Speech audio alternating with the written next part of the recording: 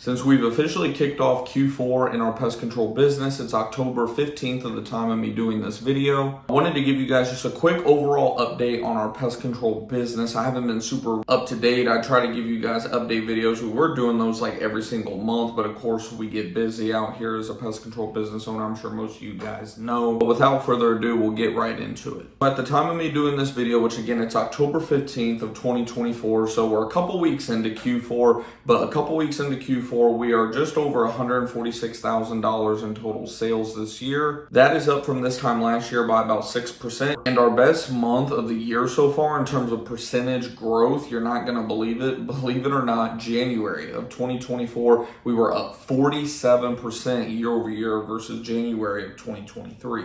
And then the worst month, again, will be a shock to most of you, was March, the beginning of the spring season. For us in Texas, spring usually starts around end of February, early March, and March is traditionally one of our best months of the year. This year, it was actually down 18% versus March of 2023. So that was very interesting. We had a slow start to the spring, and then we started catapulting, catching up, and then some April, and then thereafter. Of course, you guys know I always pull up GorillaDesk and take a look at the sales forecast, usually on a once a week to once, a couple times a month basis. And if we were to not sell anything for the rest of the year and just complete out all of our work that's already scheduled, we would do just over $166,000 in sales total, which of course would be somewhere right around what we were last year in terms of year over year. Now, of course, we still have the rest of October, November, and December, so we're definitely going to blow last year's numbers out of the water. But it is starting to look a little unlikely, like we're going to hit our original goal of, $225,000 to $250,000, but $200,000 is definitely still in the reach. We just got to keep selling,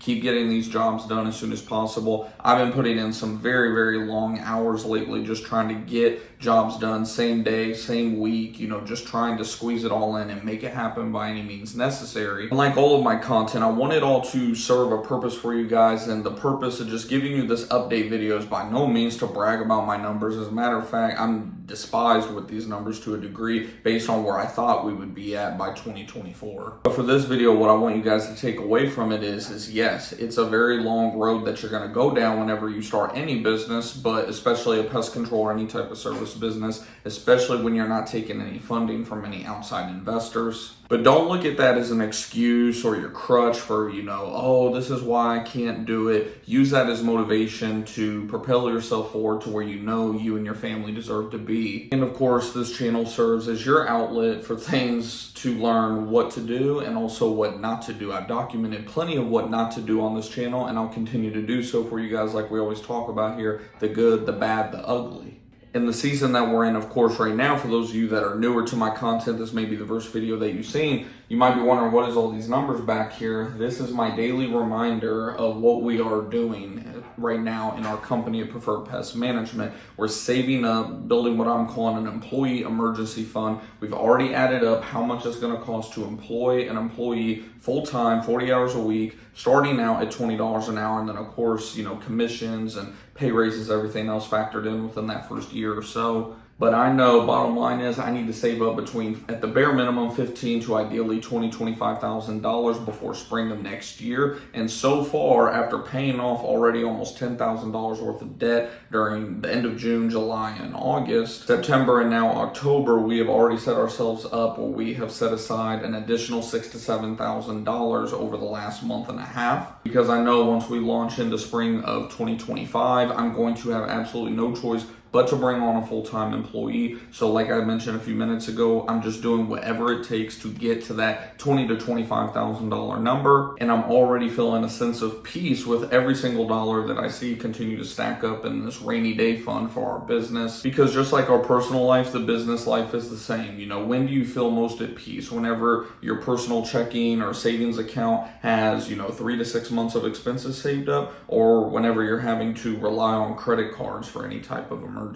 I always say, guys, there's not much of a difference between business finances and personal. That's why I have 2 separate budgets, 2 separate spreadsheets, and then QuickBooks on top of that, just to always be checking on a daily and weekly basis, because you have to balance that budget. Every dollar needs to have a place that it's going, because if you can't control that money, then that money is going to control you, and it's a matter of time before you go bankrupt, either in your personal life or in business, or depending on your size, you could bankrupt both and, be in a worse spot than if you just just stayed at a job at the end of the day. So hopefully this video did give you, just a little bit of inspiration. Of course, like I said, I'm not, by any means beating a drum about how good my business is or anything like that whatsoever. I just know it's been a long time already since I've given you guys any type of business numbers update, what we're up to, what we're doing, what we're investing in, what we're looking at in terms of growth year over year, month over month, things of that nature. And then as always, giving you guys what I see as my outlook. I even like to look back at my older videos to see kind of what I tell you guys in terms of where I plan on us going.